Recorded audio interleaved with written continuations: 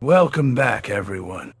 It's the 2026 Single Seed Potato Challenge, and today is a big day.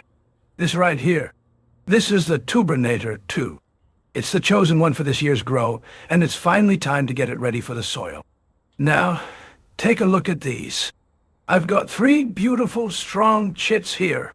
Since I want to maximize my harvest for the challenge, I'm not just planting this whole. I'm going to perform some surgery.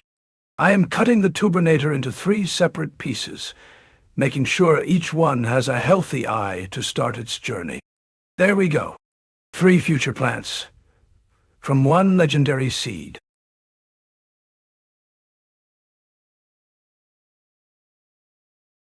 Now, normally, I just toss these in a standard grow bag, but not this year.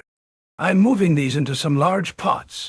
They are way larger than what I would normally use for a single seed potato. Why the extra space?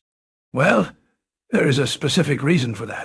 But you're going to have to wait for the next update to find out my secret strategy. Trust me, you won't want to miss the logic behind this setup. If you want to see how the Tubernator performs and find out why these pots are larger than normal, hit that subscribe button right now. See you in the next one.